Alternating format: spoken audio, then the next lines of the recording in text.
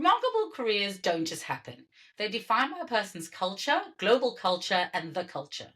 It takes a bit of risk, an ability to adapt, and a lot of resilience. I'm Leila and welcome to Cultural Voices, a series of unfiltered conversations with people shaping and representing culture and creativity. In this episode, I'm joined by Christopher Morency. From journalism to brand building, Chris has had a career that's moved fast. Starting off advice in Amsterdam before an internship at Fantastic Man moved him to London, where here in 2018 at the Business of Fashion, that's where I met him, he launched and grew the youth culture vertical. And then at just 25 years old, he transitioned to Highsnobiety, first as editor at large before stepping into the role of editorial director. And then in 2022, he made the leap from publishing to brand side. And today, he works with leading luxury brands, artists, and talent to help them navigate the ever evolving landscape of culture, media, and trends. Hello, Chris. Welcome to Cultural Voices. Hey. Hey, Hello, nice hello. to see you. Nice to see you. We are excited to have you on, and I'm sure all your incredible experiences and things that you've been through throughout your career are going to really help our listeners. We are trying to find ways to show different pathways and make sure that everyone understands that there's no simple way to do anything and no one way to do anything. So really happy to have you on board to talk about your career path. So let's talk Great about. seeing you like this. Usually I interview you, so I this know, is it's quite good. refreshing. I'm excited. So let's talk about where it all started. So tell me a bit about your upbringing, your personal background, and how that shaped how you see the world today. Yeah, great. I mean, I'm happy to be here. Thanks for asking me in the first place. Leila and I go way back. I Way think back. 8 years ago or so when Yeah. we first met here in London. Yes. I never talk about this stuff, by the way. So this is I think going to be a one-off, but Good. I'm happy you asked. The scoop. I was Scoop. born We've in got the Yeah, we've got the exactly. scoop. Exactly. I was born in Toronto, in Canada, and my dad was Canadian, and when I was 5, I moved to the Netherlands, where my mom is from, and I really grew up there in the south of the country, in a small place called Uden, Uden. Later relocated to an even smaller village outside of the small village, in the middle of a forest. Wow. And really, Okay. like when I say small, I'm talking about like 1,500 people small. So small. Jeez. Wow. Okay. Yeah, not like when Justin Bieber says he's from a small town. He comes from like a town. It's like 500,000 people, you know? Yeah, right. Wow. Okay. So how long were you there? Like what age group are we talking about here? So like until I relocated to go study. So I must have been Hey. 18-ish. Gee, So okay. I've been there for a long time. Yeah, I right. grew up there, yeah. Yeah. And I moved to I've kind of like graduated big cities, you know. I went from like a very small village, starting in Toronto, of course, being big, but then very small village, going to a slightly bigger one to study. And I studied media at the time. Then I went to Amsterdam, so again, a bit bigger to work there, still in school at the time, but doing a bit of half-half.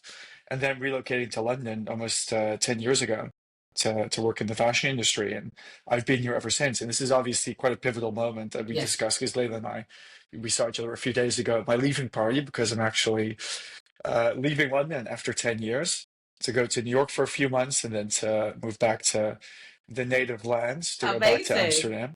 And so Yeah, when yeah. you were when you were thinking about fashion in this tiny village, were you thinking about it then already? Like where did that come from?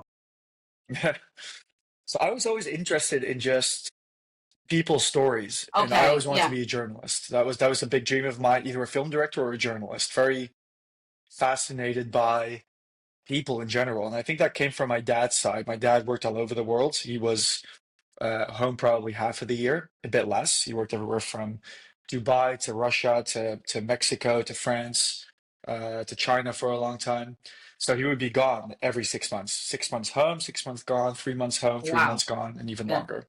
And my mother and I was the only child until I was 15. My sister was born a lot later, same parents, but I was 15. So I would go with my mother to visit my dad all over the world. And I think seeing different cultures and being exposed at such a young age to those differences really created this Amazing. fascination in getting to know different types of people. So I wanted to go into the journalism world.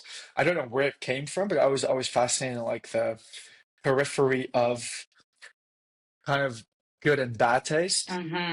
what you could call good and bad taste or high or low culture, but also kind of the underbelly of the world. I don't know where that came from, but I Wow. was always Okay. interested in that. So It. I wanted to go to a media school, so I studied media. I went to work for Vice as an intern, and that was really my first look into the world of culture, I would say, in Hmm. Amsterdam. Hmm. I met a woman there, my girlfriend at the time, still my girlfriend today. She was working at L in Amsterdam. I was interested in that, and I would go to some parties with her and some events. Then I sat next to this girl called Shama, who worked at Vice as well, with ID magazine. It was owned by Vice, and she would take me to some stuff. You know, she would bring me to some fashion designers' houses. You know, some parties, and I really got exposed. I think through a duality of seeing it through my personal life, through my partner, and also through my work life. And after that, I was like, this is the better version Hooked. of Yeah. journalism. A bit more interesting. I think it sounds like it's about curiosity for you. You know, you're a storyteller, right? 100%. So I feel like there's a bit around uncovering the story behind people, sounds like, you know, and obviously then fashion, there's an aesthetic that goes with it, which is Yeah. a lovely layer to add on.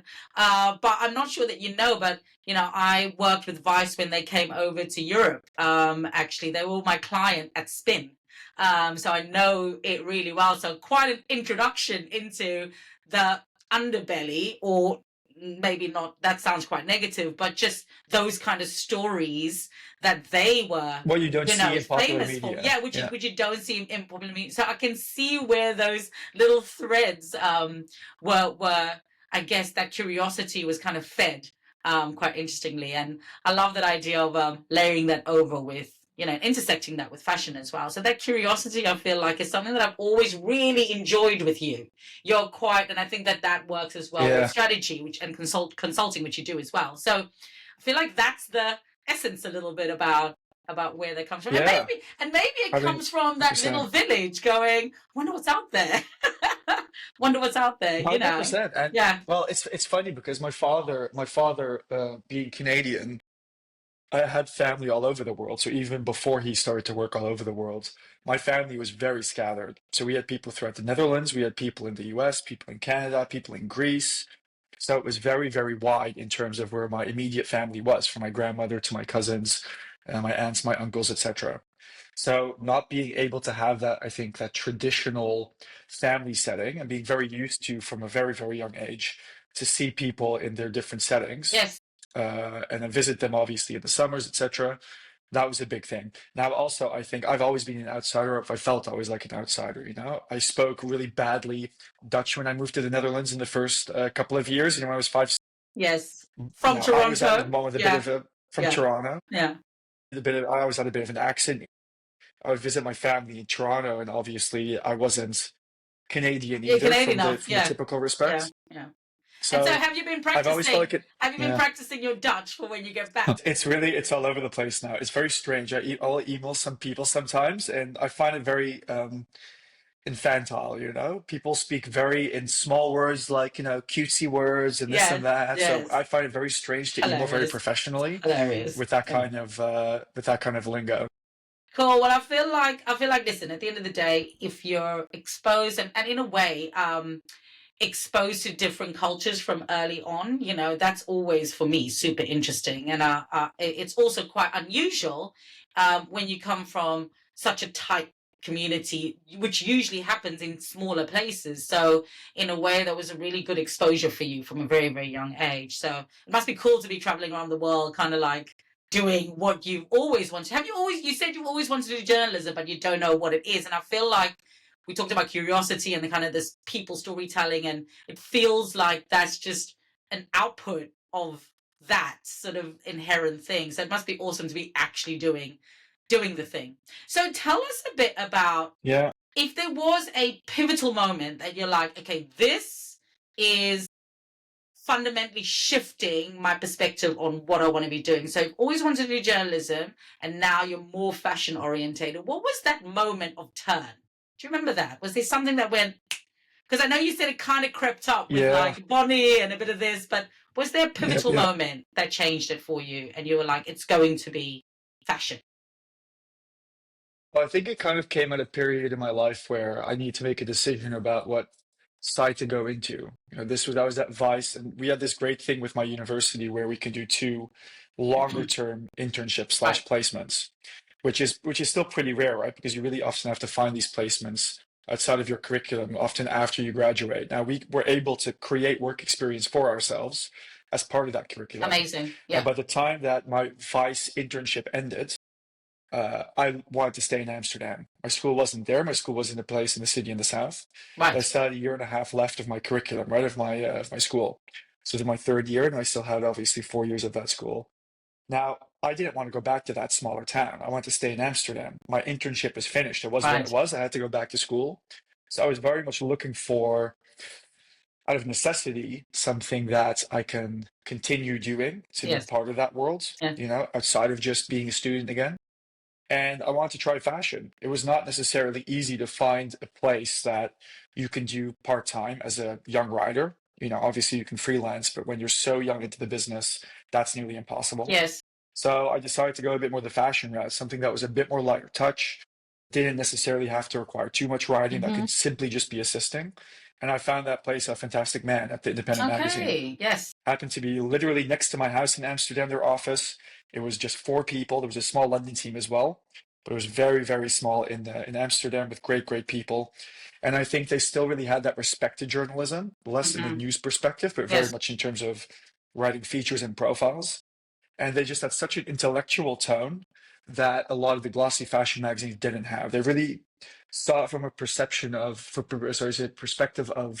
the art world, literature Mm. world, the design world, and I thought that really was a natural, uh, there was a natural evolution of not having that stark contrast between hardcore news journalism versus Yes. like the glossy fashion world. This was a Yes. nice bridge, and I think it almost happened to answer your question out of necessity, but I think I landed on my feet there for almost a year. It's And interesting. that was the transition for me. Yeah, and it's great. I mean, I feel like it's really hard to find that first job that actually is the right one, you know? So you're really lucky. I mean, I found that Yeah, yeah. if I think about my career path and where I landed from South Africa and had my first job at Tony and Guy, without that, I'm not sure Oh, where wow. I'd be today, basically. You know what I mean? So it's kind of It like if you, forms you, it yeah, it forms you in a way. forms that first and early sort of like job selection and choice, and even if it was necessity, you're lucky that it's almost um the right sort of foundation for you to work from, because I feel like that is something that you've continued throughout your career, right? That way of writing, that kind of deeper way of thinking about stuff. Tell me more about the next job and then Yeah, how you got to London and what happened there. yeah. I mean, it's really a domino effect, I think, with so many Mm, people's mm, careers. mm. It's everything is a set of opportunities, but then also creating what would you say, making the right decision that you Yeah. feel is right in that moment, Yeah. right? And making it quick. Mm. So for me, it was I was in the stockroom one day, a fantastic man, and I was an intern, right? I would like do social media captions. I would Of like course. help with some of the extra curriculum projects that they would do. They were working on Cost magazine at the time, COS, Hmm. with H&M. So I would like literally the credits for them, Amazing. organize the archive.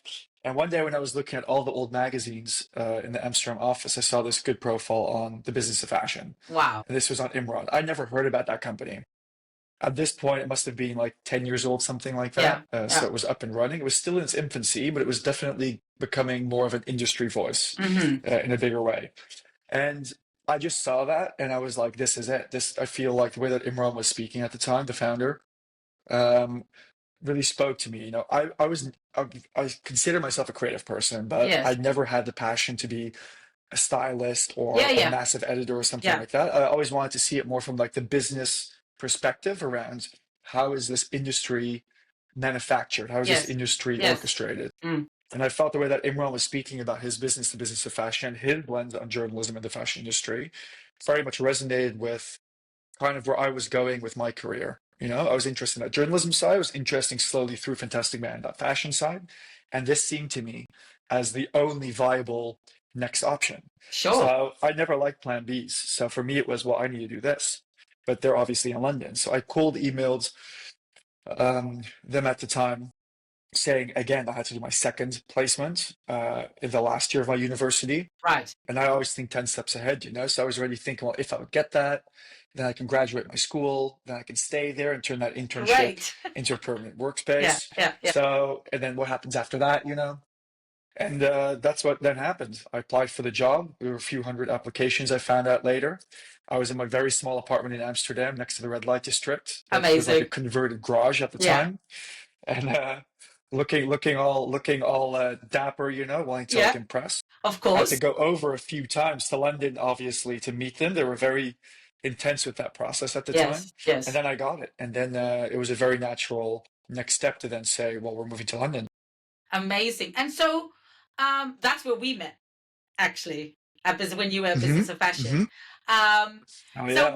we'll talk about that another time or later on. Let me talk to you quickly about this intersection, because I'm really interested in this intersection between who you are and the career path that you chose, Hmm. right? Because there's this intersection. Um, and how do you think your values influence like decisions when it comes to profession? So you're talking quickly there about like how you think 10 steps ahead, quite strategic in the way you think and planning a path. Are there any other values or ways that you personally are that influence how you make your decisions? Yeah, I think about this a lot over the past couple of months because obviously this has been such a strange year for me. You know, I left my last business, I turned 30, my sister's about to graduate from high school. All the We're things. moving back to the country after Yeah, 10 right. years. Yeah.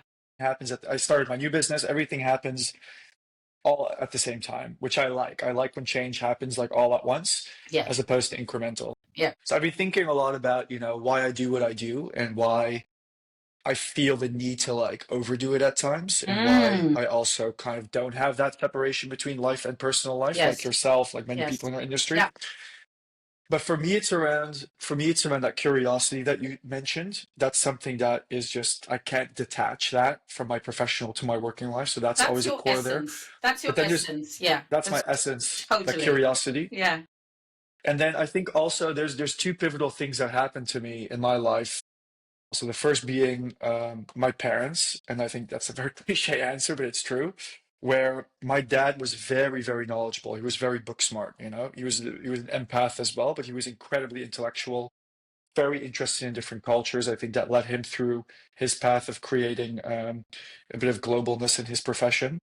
Had a difficult upbringing, you know, wanted to kind of create that love around him himself, struggled with that at times in the Netherlands as an immigrant, you know, being this incredibly smart guy in a country with people who really like to do stuff their own way, Yes. don't necessarily always aren't always open to Open. foreigners and their ways. Mm-hmm. So he had to basically create a bit of his own path that I really learned from that pragmatic side. Yes. Basically, how can you achieve what you need to achieve from that? From my mother's side, I really learned empathy in such an incredible way, where she works with a lot of kids with autism, with Amazing. ADHD, Yeah. refugee kids. She's a teacher. She Mm-hmm. always has been a teacher. And she is just the biggest people person I've ever met. She's incredible with parents. She's incredible with kids.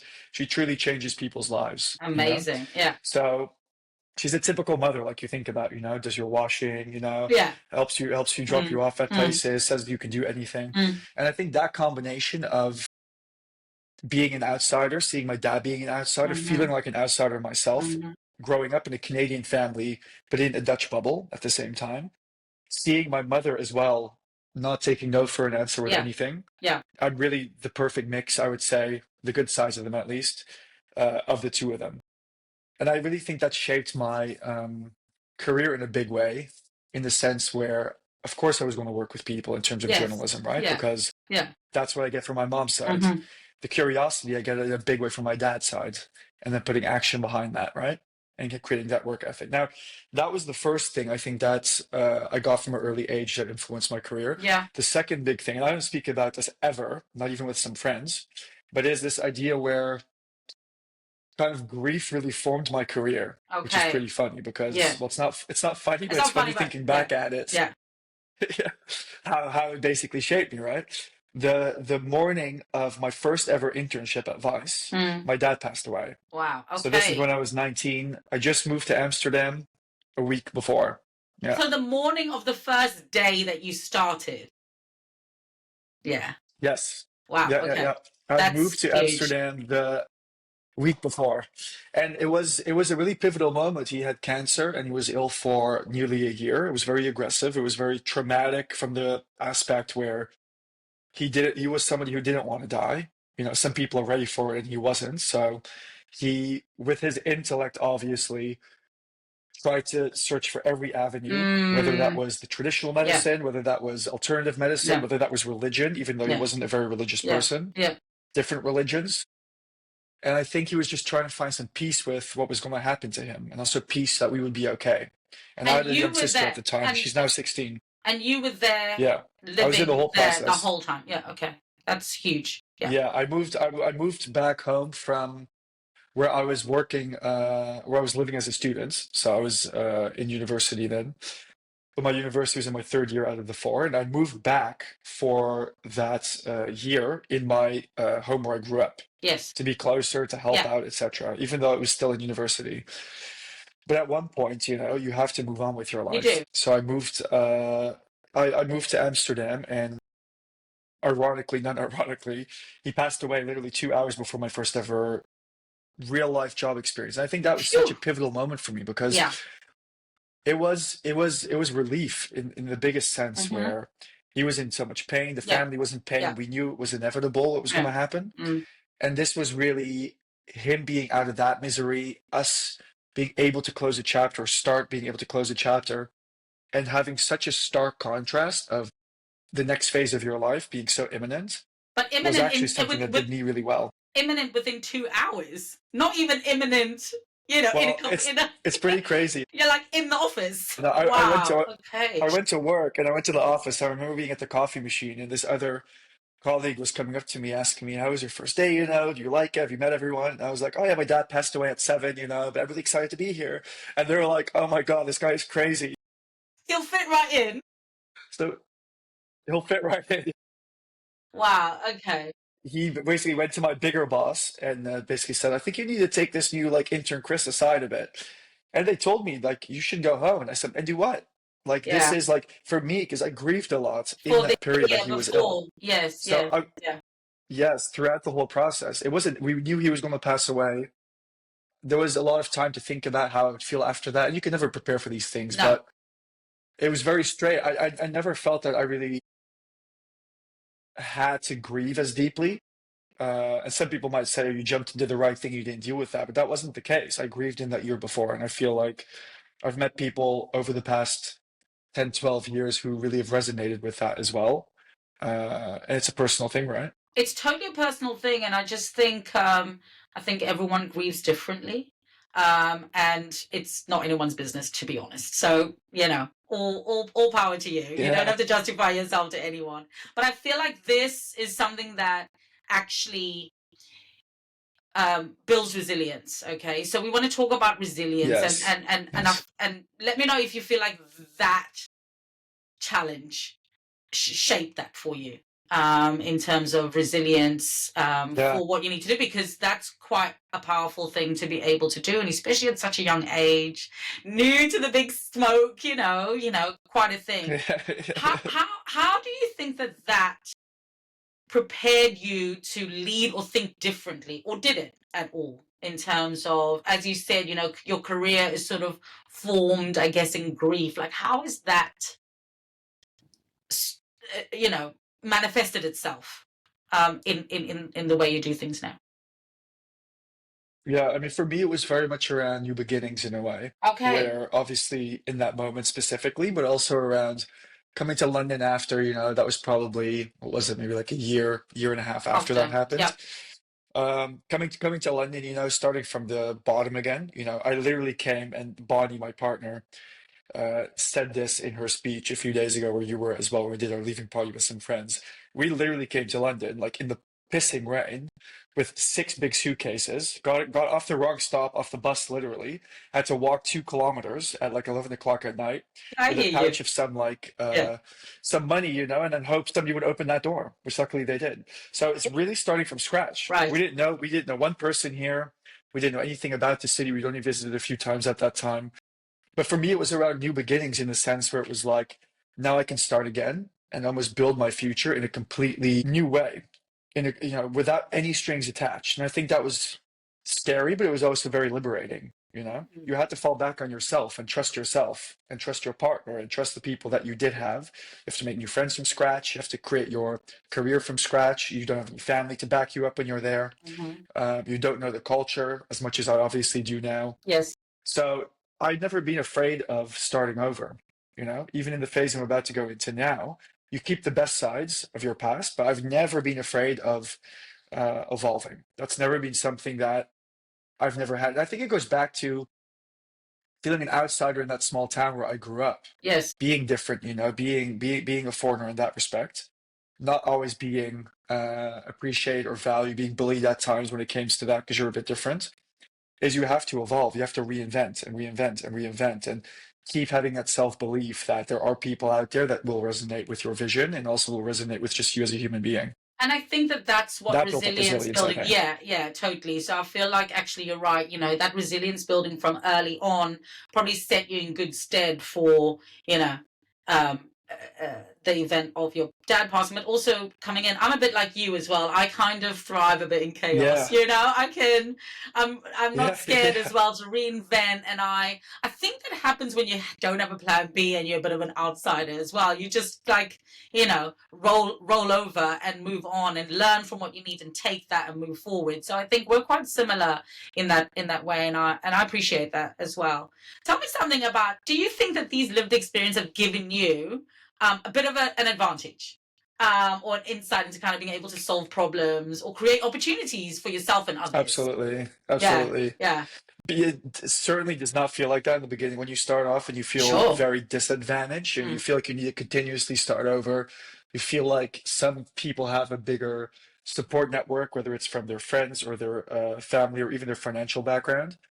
But now I look at my life and I am so fucking thankful. grateful I know, for the same. stuff that I went Yeah, through yeah, because I look at people all around me, whether it's people I know close, whether it's people I don't know, and I literally see that they feel trapped by yeah, their environment. yeah.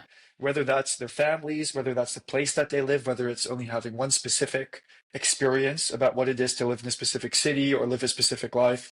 And I just find it such a sad thing at times to see where people have almost confined themselves to something that Yes, isn't real. Like you can literally pack your bags and leave. And it's not in the physical sense that you would need to leave the country, obviously, but this mental confinement as well, where people feel like they can't move.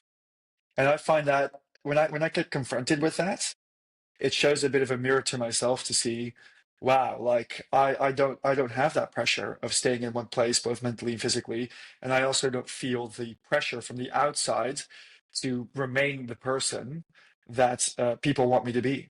I can continuously reinvent. So there's hardships, and it comes yes. with great freedom. Yeah, and I was going to say the word freedom for me, as you saying that, I totally, totally, totally, and utterly relate to you with that. It's actually very freeing, and I remember this. There was a saying a few years ago. It's like I feel sorry for those who don't go crazy once in a while. A little bit like that, because you Yeah. just feel like you just want to punch out sometimes of like, the what's expected of you.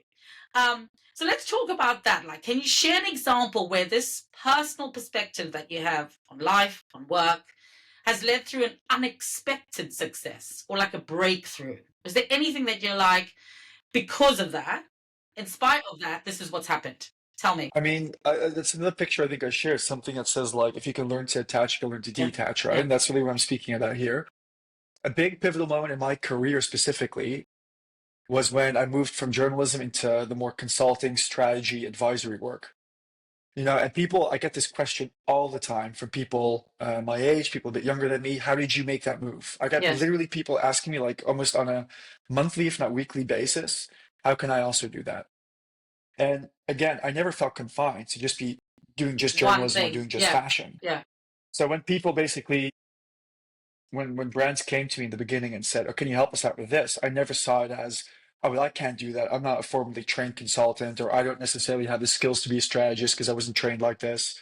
I'm more of a journalist, you know. I'm more of an outward-facing person that goes to the fashion weeks and I was interview CEOs and creative directors." I never felt that. I saw it as a medium shift. The That's skills right. remained the same. Yeah. Yeah. Understanding essentially what's happening in the industry, understanding who the key players are, emerging and established that you need to interview to understand and to add a bit of nuance, what's happening in a specific industry and why the shifts are happening that we're perceiving. Hmm. And then whether I put that in an article and condense that into that medium, Or or a put that literally in a strategy. deck and Yeah. add some nicer Yeah. images in a strategy and add a bit of that business lens around, okay, great, but what does that mean for you guys specifically as a brand? I didn't see that as two different things. So when I started to translate my thought process across different mediums, it Hmm. was a very freeing thing. And the money was better, obviously. It's And then different. also, I felt that Yeah. it's different. It's And then different. also, I felt that was so freeing because, again, I was looking at all my peers in the industry, a lot of the journalists, the fashion editors. Everyone was frustrated. This is a few years ago. Everyone still is frustrated. Everyone feels like there's only one linear trajectory upwards. Yeah. And I'm like, yeah, but you can move always. Like, Of again, you're course. free. Of We course. live in a democracy, Mhm. most of us, where you can move left, you can move right, whatever it is. And if you're not being satisfied, um, and if you have the privilege, first and foremost, to be in those spaces, but if you're not satisfied being in those spaces, you're the Shift. only one that can change that. Yeah. So I never understood this really naysaying, very pessimistic, and fashion does that, but a very pessimistic mindset around feeling trapped. Again, you can create your own predicaments. Yeah, I totally agree. I mean, for me, and it's only you reflect on things over the years, right? And for me, I guess I'm a storyteller. Now that medium could be anything, whatever, Yes, and that for me is my skill set. And I've built my career exactly. around I know what resonates in the world, and I can tell that story for a brand, for myself, across multiple channels. For me, it doesn't really matter that the Mm, medium, because then it will be reflective of that. So it's hard to say that because people go, oh, but you've got to be you know, you've got to be an expert in this. I'm an expert in storytelling across multiple industries and multiple disciplines. For me, it's not dissimilar in terms of being able to engage people and enable this to resonate with them, and that's the my sort of secret sauce. But it's intangible, you know what I mean, a bit like you, because I think with all your experience, the business of fashion gives you that business sense, which is really important in brand strategy. But obviously the journalism enables you to be curious and dig deeper and unlock things that people, so I think it's a really easy, like, translation. And it felt like for me quite a yeah. natural thing for you to do. It did not feel like, oh my God, Chris is suddenly a brand. Like, what is that? How does never? I was just like, well, that makes total perfect sense. Well, it did to me at least. So Well, it's yeah, it's it's funny because you would yeah, have a lot of the PRs and my peers at the time who would just completely disregard you, not just really, because you're no longer at a title. yeah, Oh yeah, yeah, it was like a yeah, complete no, drop, which was fine because I knew yeah, that was going to be a part yeah, of it. And it comes back, it comes in waves, but it was also understanding that that's okay to let go because it wasn't it serving me in is, that respect. it is. I think it comes obviously with I no longer had a title behind my name. I was working for different businesses. That's part of it, but it was also this idea. Some stayed very loyal, and then those are the ones I stay loyal to Of now when I course, can actually help them back in that yeah, respect. yeah. But it was funny because a lot of them will still refer to me as a writer specifically, Really, and they have no idea what I did the past 4 years, essentially. But I feel like it goes back to this idea about reinvention. Now you're writing a book right now, again applying your skill set in a different medium, which different is amazing. medium, You're doing this yeah, podcast. It's also like I was looking at this reel a few months ago of I think it was Lily Allen who was talking about the critique she got by I think she was on Broadway or okay, something like that. yeah, And she was getting, or she wanted to go into acting, or she was on Broadway. And she said the difference between the US and the UK mindset is in the UK, and this is kind of true for a lot of Europe, it's very much like, who do you think you are? mm. To try that. That's not you. You do this one thing. In a Whereas the US box. mindset You're is in very this much around box. Yeah, in a yeah, box. exactly. Mm. In the US, it's like, that's amazing. I've seen you working really hard, etc. I'm so happy with that. And that's exactly what my father used to always tell me. If you would buy a new car in the Netherlands, your neighbor would come over to you and say, oh, but how did you get that car? You don't really Wow. deserve Okay. that, Yeah. Right. like, oh, you must have done something sketchy. In Canada, in the US, the mentality is very different, where it's like, that's amazing, neighbor. How can I achieve that as well? Right? I've seen you working really hard. You've been making late nights. You've been driving that old piece of trash around for all those years, saving up. Congratulations. Good Well for you. done. What can I Yeah. learn from that? Exactly. Yeah. Congratulations. And I feel that that kind of goes back into like my next evolution of leaving the UK, because for multiple reasons, but I need to be surrounded by people now who think in opportunity. Now, the US is obviously a complete shit show at this point, but I do want to be around people who, in more of a evergreen way, because you have incredible people in the UK, you have Yes. incredible Of course. people Mm. in Europe, but I can no longer stand like the general naysaying mentality, and people not wanting to help each other, and people not having the funds to help each other, people thinking only in risk and not in opportunity. And I think it really limits my thinking and the people I work's thinking in the period of my career that I'm in right now, and also, quite frankly, personally. Yeah, I think it's super interesting, and having been born and raised in apartheid, South Africa, we always had to live in hope and possibility. So for me, that's absolutely Mm, how I live, even in the worst of circumstances, you know what I mean? It's like, okay, what's the solution here? We all understand what the mm, issues are, we understand what the problems are, and you could spiral into that very easily. And sometimes, some days I do, I'm like, oh my God, well, and then you wake up and you go, actually, okay, so how are we going to make it better? How can we do that? Even in a small way, like how do we push forward? Because, we have to. What else are we going to do? Especially now, yeah. especially now. So I think surrounding yourself, and maybe that also comes with age and experience. I know you're only 30, Mm, but that is still, you've got lots of life experience. It feels like just moving to another country without anything is huge. I don't think people understand. I mean, I'm the same as you. I had zero, no contacts or yeah, yeah, anything. But that gives you a life experience that is so massive and huge. And I just feel like you do at some stage go, you know what? I need to choose who I'm around. I want to have that around me. You don't have to, just accept what's happening. You learn as you go along, because your whole career and life is a learning. So every step you take is taking from the last experience and going, okay, how am I going to, leverage that, or like explode that? And how am I going to leave this shit behind me, basically? So I can see exactly why yeah. you're doing what you're doing. I'm excited for you anyway. We'll see And, each other and a lot and more. I've always tremendously respected your optimism, that for sure. I mean, I've always respected your optimism so much to kind of come into a room and see an opportunity. And I do think that's very rare, unfortunately, in our industry. And we both work across multiple cultural Yes. industries, not just Yeah. the fashion industry, Yeah. but predominantly in fashion. It is such a pessimistic industry by and large, Mm-hmm. and I cannot understand why. Like, we are in the business of selling inspiration, Yes. literally, Yeah. by selling a dream. Yeah. So I do not A understand dream. the pessimism, and I think that's also part of why I kind of left the journalism life to a big extent. I write a lot still. I just joined Yes. this new magazine as contributing editor. Yeah. I have my own insights Of course. platform. Yeah. I still write cover stories for some businesses, which is great.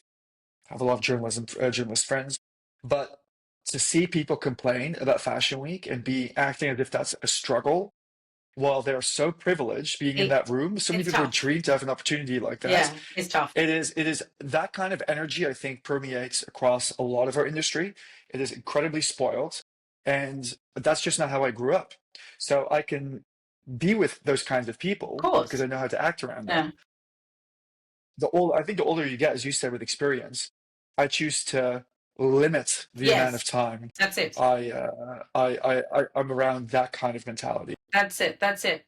And so let's talk about. So we talked about your experience as a journalist, and I know that you also worked for bigger companies in leadership. So I'd like to chat quickly about this kind of leadership, your leadership style, and everything we've just talked Mm, about. How do those experiences shape the way you lead people or connect with people?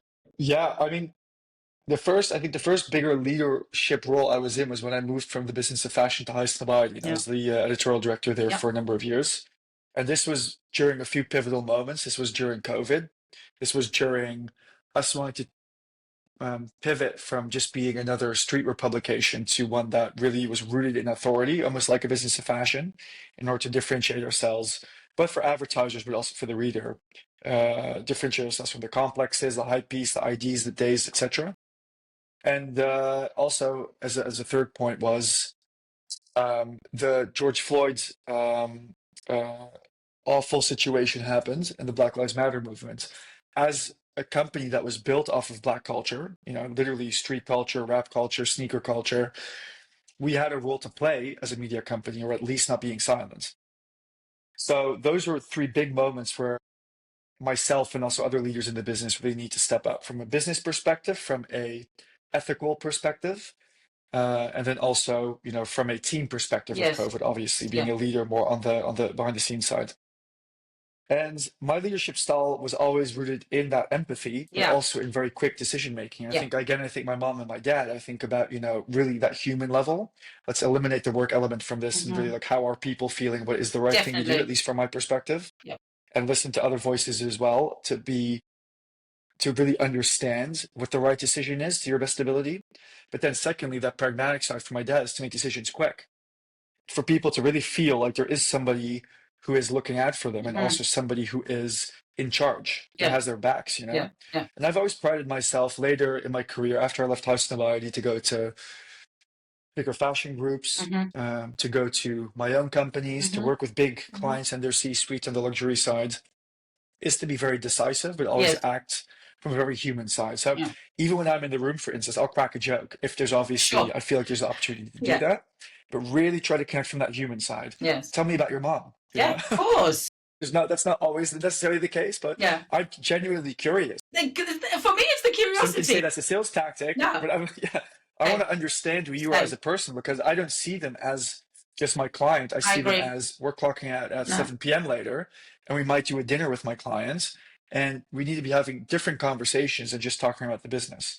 I think it kind of eliminates, by doing that as well, seeing work as a very transactional thing, where I've never had the ambition to create £100 million company, right? That's just not be my. I don't need that much money. Yeah. I want to earn good You're money, gonna and I be want to be comfortable. rewarded for Yeah, my sure. hard work and be comfortable, of course.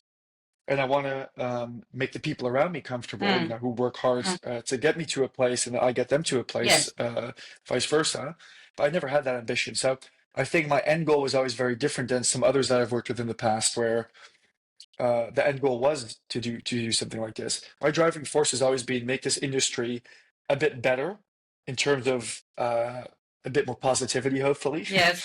I want to be able to work with great people, that the experience is really fun, that we're truly feeling that we're adding to this industry as much as just taking from it. And I want to basically have a bit of a say, and I guess that's where like the mini ego comes in, but I feel like I have something to say, or at least a point of view Sure. that I want expressed. Sure. And I want to find people around me who have a different point of view, but who might want to get to that same goal. Yes. Right? And I feel, to answer your question, like that empathy and that steadfastness in making decisions, that's really that bridge between me personally, me professionally, which I think is attributed to a lot of my success, and leadership style, which I carry to today. And I think that's great, because actually that time you're talking about is so pivotal in the world, right?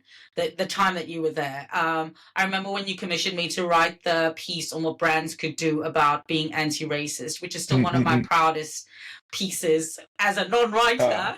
Amazing. It was a great piece. Thank you for that as well. And I felt seen and heard.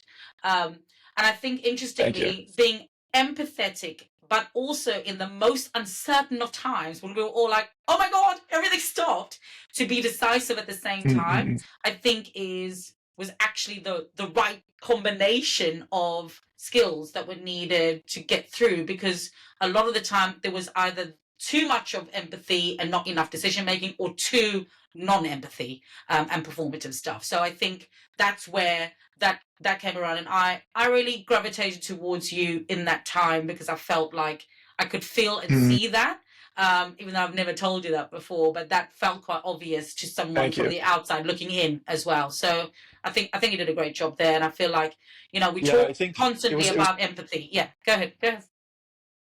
No, I want to say it was a team effort in that respect. Like, even though I was editorial director, we had a great editor in chief. Sure. It was amazing people at the time who really had more legitimacy to speak about certain subjects than I did.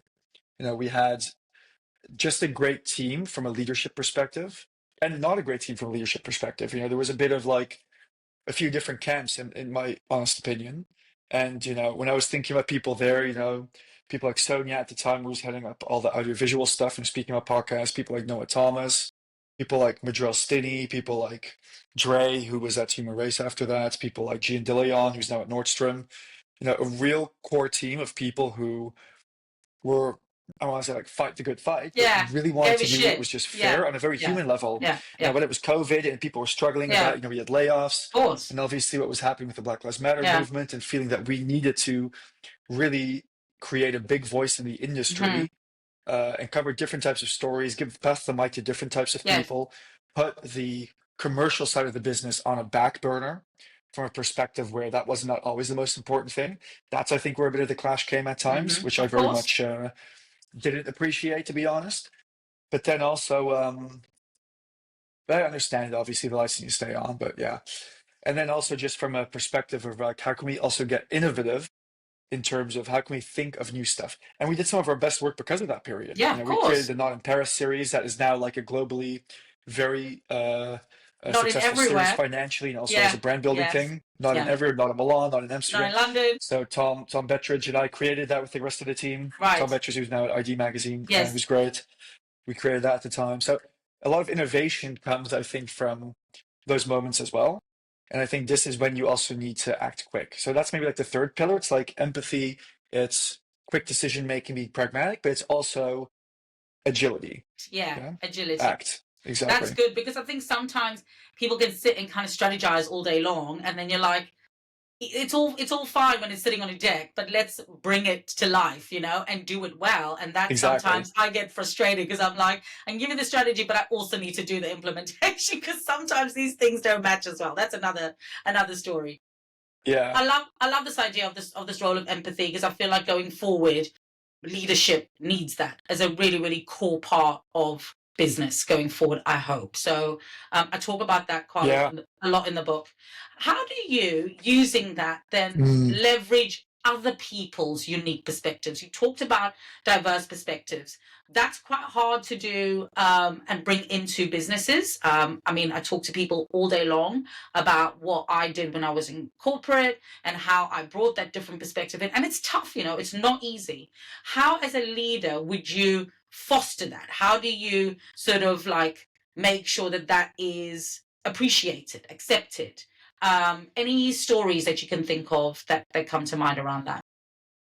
Yeah, I think it's actually still a lot comes back from my upbringing in that way. The Netherlands is a pretty socialist-esque, relatively democratic country when it comes to the class gap. Now, there's a big class gap everywhere, and it is getting bigger in that country, but it's less extreme than in the US or in the UK or places like that. It is also this thing on top of it where it is not chic or appreciated at all to show off. Okay. You call it Yes. tall poppy syndrome. You really have that in the Netherlands, right? Where you can't be louder than the rest. You can't really drive the flashier car. You can't have the bigger house. You can't be too braggy about things. What I like about that is that people, in a bit of a ironic way and a bit of a tongue-in-cheek way, will bring you back to earth. So it keeps you very grounded. Good. What I don't like about that either is that you can't kind of like, it's not really an excelling culture. It's changing a bit now for the better, but that's a tough thing. But because it is a relatively flat society, from my experience, I had the richest kids in my class. I had the poorest kids in my class. I had black. I had whites. I had from Asian descent. I had from LGBTQI. I had straight. I had like everyone was basically in the same class. Now, this idea around money was genuinely never discussed. We didn't have private schools, so you can wear your own clothes and stuff like that. I don't remember that money was ever discussed, ever. And everyone would hang out with each other. People with more privileged backgrounds, people from underprivileged backgrounds, people who were immigrants. Yeah. It didn't matter. I don't think it's necessarily the same nowadays with social media for the kids, but from my perspective, it was quite nice in that respect. So it's never been something I've really had to think about bringing into my business career around, I need to like really, really now think about keeping a diverse perspective or listening to diverse voices, because It's I can get normal. along with Yeah, pretty it's much normal. anyone Yeah, from different perspectives. It's yeah, a normal thing. So yeah, when I'm hiring, or basically when I'm bringing in freelancers into a project, I'm going to choose the best person, yeah, obviously from a diverse background in the mm, sense that I don't want to have five homogenous yeah, experiences in the yeah. room because that frankly doesn't get the best result. No, sure, And sure. luckily, I have a network that is people from different disciplines and Mm, different mm. backgrounds, etc. That just naturally happens. Yes. So obviously, I'm cognizant about it to make sure that you need to check yourself as well to always make sure, is this something that I can work harder towards? Am I creating real understanding here? Am I passing the mic to the right people at all Mhm, times? mhm. When can I amplify somebody a bit Yeah. more? And also, when can I open doors? And I think that's a really big thing, diversity aside, is just in general to open doors. Isn't that what we need to do as good leaders, is to I mean, basically give people the shortcuts that we had to fight for in a way yeah, that some of our bosses gave us the yeah, shortcuts. sure. And that's basically, I believe, how you create commercial growth, brand growth, and empathetic growth. I think that's interesting. I talk about the gatekeepers quite a lot, and I talk about Mm, opening the gates, right? Because yeah, gatekeepers yeah. are there to kind of keep the status quo as it is, and we see it now quite a lot in fashion and other disciplines and other industries and other categories as well. Um, and it's something that I feel quite passionate about, coming from where I've come from, with no access to anything, being able to in any way open those gates is something I'm always going to lend my voice to and lend my hand to if I can. So I love what you're saying, and I feel like that's something that still needs to happen quite a lot, especially when it comes to the fashion industry, especially when it comes to the creative directors, etc., etc. So we can talk about that another time. Tell me something about I mean, you. what Yeah, what I wanted to say yeah, about that is yeah.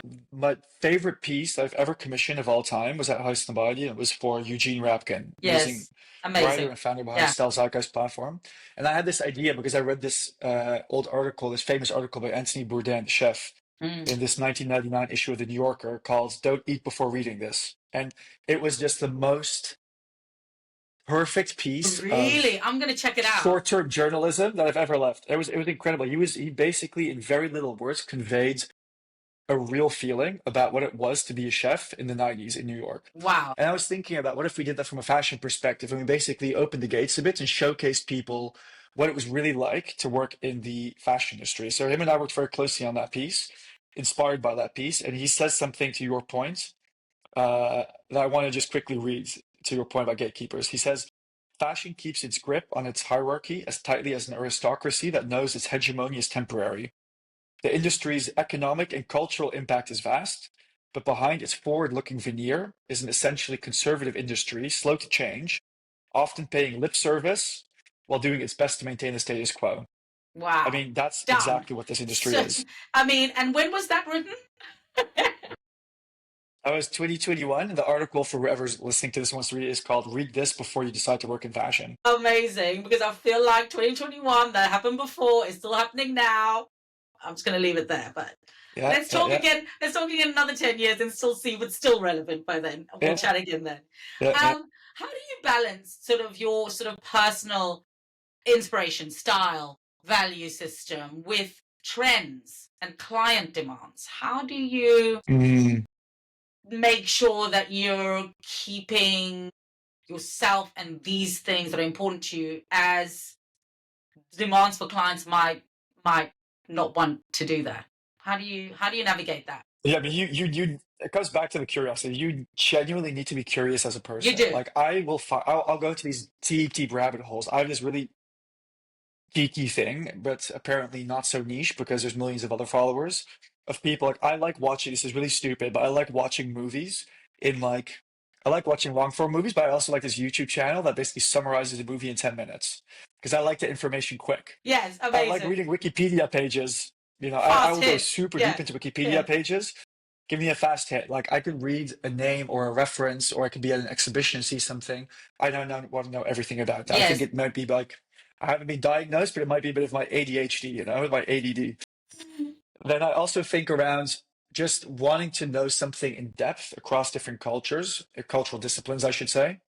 It's kind of something where you can start to connect the dots between what's happening in the hospitality scene, travel scene, the Of course. fashion, It's the all art scene, the connected. design scene, the Totally. politics. It's all Yeah. connected, obviously, right? Hmm. So to expose myself to all these things, and that's the great luck of living in a great city like London, where you Hmm. can go to these Yeah. things in a cost efficient way. You know, galleries are free. Yes. You can listen to music, obviously, wherever you are. Save some money to go to a gig.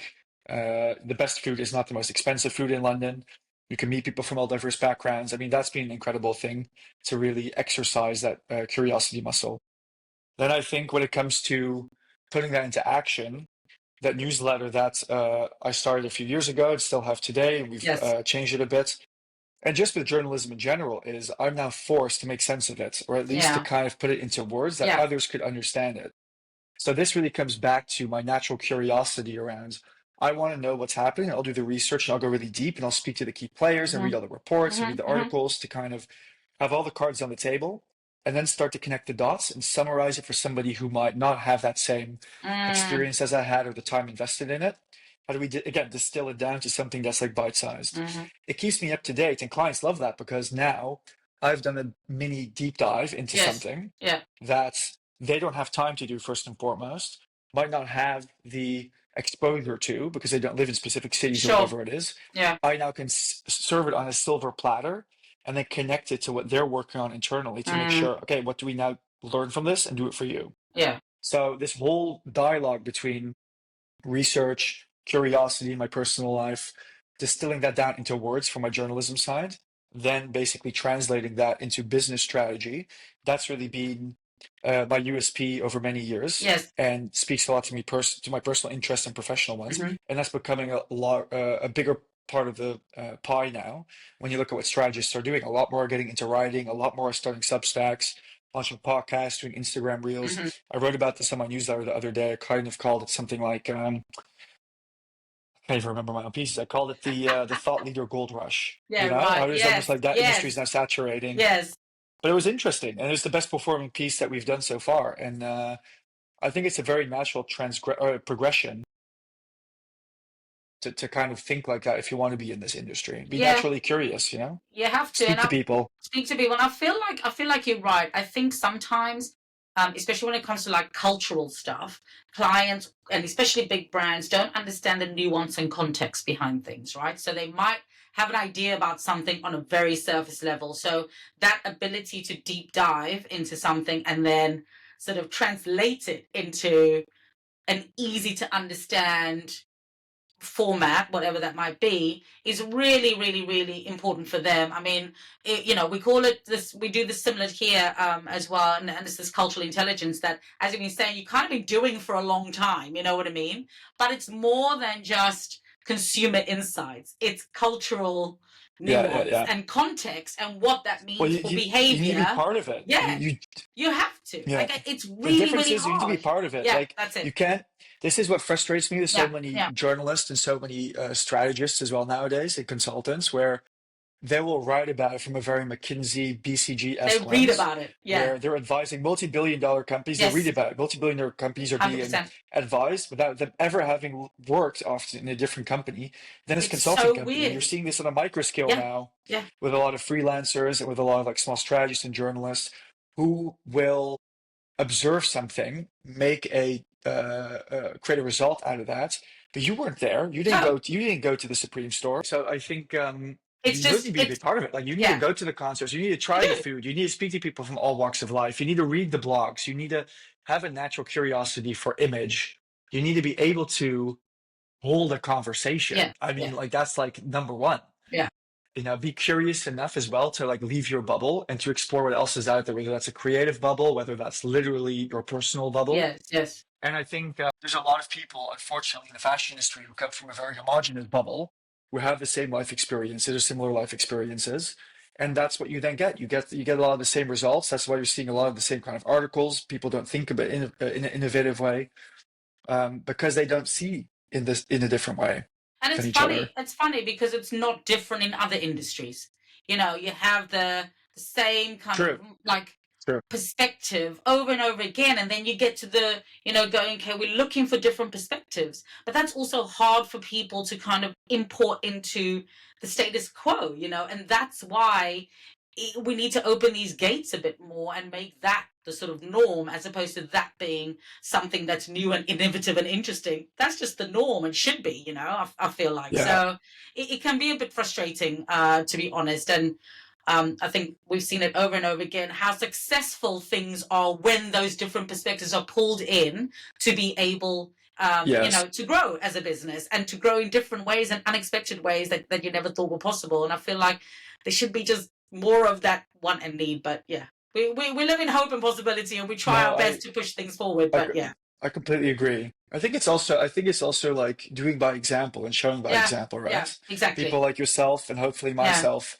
can get to a place where we open doors that's it. for Of course, people who didn't come from like the typical background, whether that's in fashion or culture. exactly. And also, I think it's not just about us opening doors, it's also you're seeing great creatives now just creating their whole damn own Yeah, table. yeah. And I think about the whole the friend group, of Gabriel Moses, the photographer, Hmm. of Clids from Cortez, the brand, and Slan and Soldier the artist, and what Alex Sosa and Grace Ladoya are doing with Metallic, the agency, and Homecoming Festival. It's something I incredibly admire. These people literally created opportunity for each other. They stuck to working with each other. Central C you can add to that mix as well, and Dave and rappers like that. And they're creating the absolute best work in this industry right now across industries.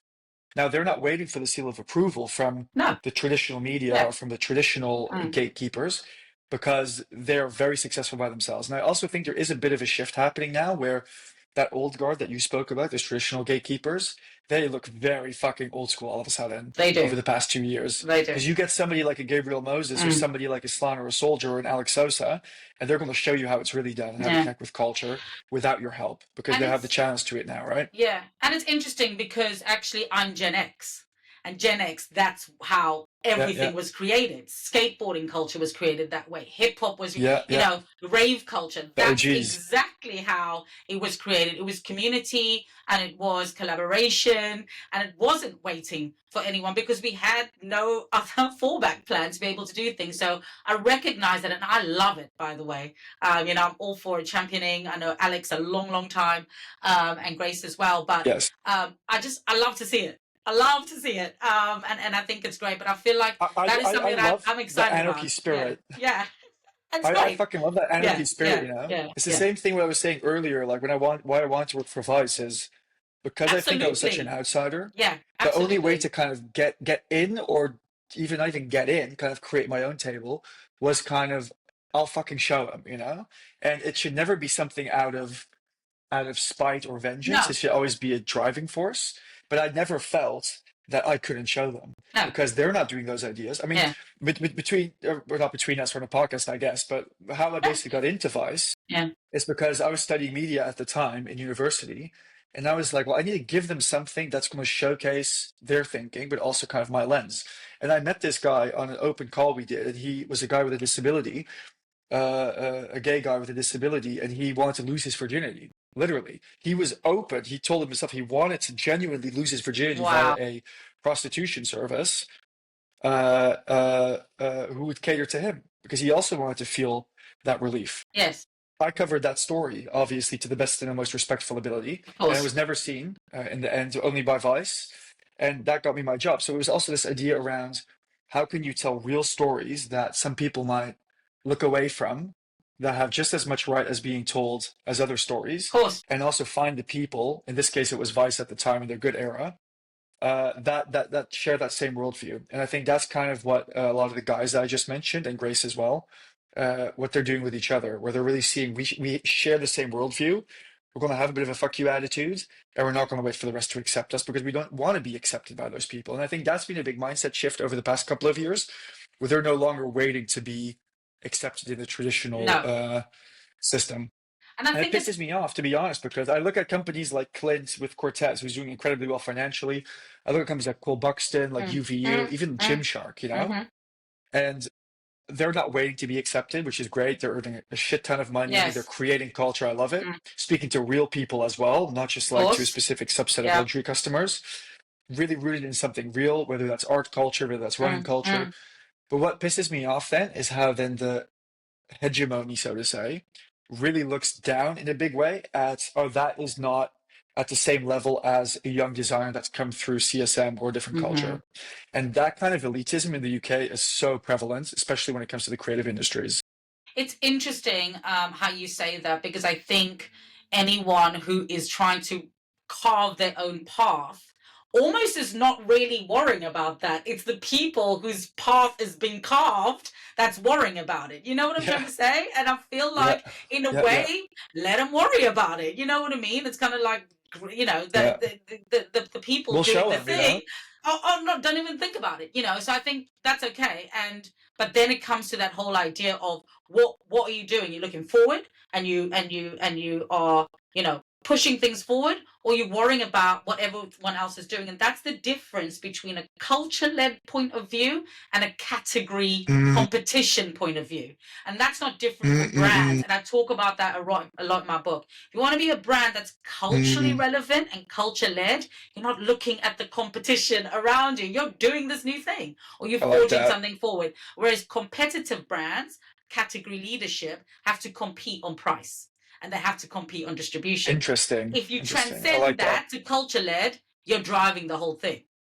Where do you want to be as a brand? That's great. 21st, and I can't wait to read your book. that's the Hopefully I can book. get a That's the signed copy. book. You'll have to get a signed copy. Okay, we're Great. almost here then. I can talk to you all day anyway. But if you would write a letter to your younger self, what would you say about the Oof. importance of staying true to yourself and your personal experience? I remember this one story actually when I was in that very small town, going back to that with 1,500 people and just being continuously called like gay and strange and stuff, literally because I was only wearing a pink Lacoste polo. Like, it's not even a You're strange like, thing it's to wear, you know? Lacoste, for God's sake. Yeah. It's like, geez, like this is Gee, literally what it's Kanye wears, the Lacoste. Yeah, what are Pharrell, you you know? talking about? Yeah. I think it's very, and I try to teach my sister who's 16 now this lesson where it is so easy in moments like that, when there's literally 1,500 people who look at you strangely and will tell you that's something different than us. Why are you wearing that? That's strange. You're not one of us. To think that To that's your believe entire that. worldview, because Yeah. it is sometimes your worldview. And then you go into the next bigger town and you see 100,000 people in that bigger town. And all of a sudden, those 1,500 people who said that are very, very small all of a sudden. So if I could tell myself that around, you'll meet more like-minded people as you progress, but be open to meet like-minded people, be open to be uncomfortable through that evolution of professionally, personally. Stay curious, obviously, to allow yourself to kind of go into new places. Yeah. Then that's what's going to remain true to yourself. And I Amazing. try to teach my sister that same lesson. I obviously since my father passed away, which she was 5 at the time. I try to take up a bit of a role, even though I was in London, of somebody who is a bit of a mentor at least. And I think especially the next coming years, I'm going to do that in a bigger way, especially as I move back and that she's a bit more old. But I've always tried to tell her that lesson, that exact lesson. So I it's love funny that. because like I could write a letter to myself, but I've literally always done that in person It to literally, somebody who was as I 15 years was, younger than I I was was. thinking about exactly as you said that. It's like that's the younger version of you, literally in the same position. So it's Yeah, yeah, really yeah. it's really great that you did it. One last question: How has Sure, success? sure. How does the measure of success, has that changed for you from the beginning of your career to now? What does success look like then, and what is it now, and for the future for you? Yeah, I mean, it's funny that you asked me this now because going back to that conversation where I'm now in such a pivotal year, new work, new country, new ideas of success as well. I want to work incredibly hard, but I want to work with people who share a similar vision in terms of what hard work looks like. That also means balance in terms Yes, of of free course. time, balance in terms of respect versus more intense moments, and then also being able to deal with empathy versus when do we need to get more commercial and Yeah, strategic, and yeah, does that need to take the upper hand, and people who share that worldview. Now, what that means in practice is, I haven't mentioned this over the podcast yet, but you know her, Bonnie, my partner, who of I've been course. together with for 12 years. She's in the same industry. She reads her, she founded hers as a female-led publication. She's been so incredible about redefining success with me. And we have Mm, this conversation about what success looks like through the lens of happiness a lot, because happiness is success and of success is course it happiness, is. right? But what Absolutely. is Yeah. happiness? What is happiness for us as a duo? And also, do we want kids? When do we want to go a bit Mm, faster? When do we want to buy a house? Is this country still serving us? When are we too stressed? When do we need to check each other? When do we actually need to lift each other up and be there mm, for each mm. other? And I think success in my next era is very much around those, well, yeah, the empatheticness. I don't want to work with dickheads anymore.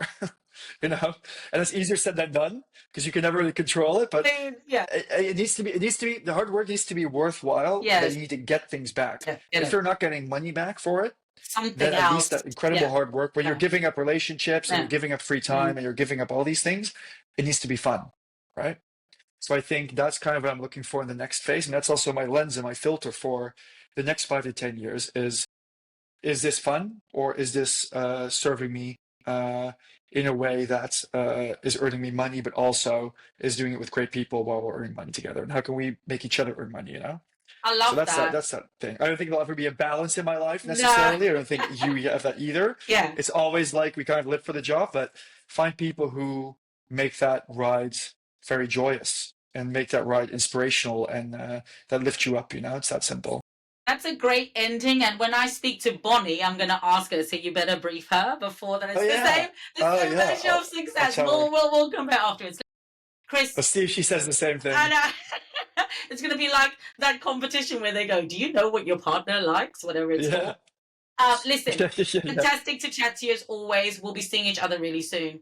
Thank you for having so me. much. Thank you so much. And thank you so much for sharing such personal information, which I think is going to be super Of resonant course. for people. I'm an open book. All right, Chris. Thank you. Speak to you soon.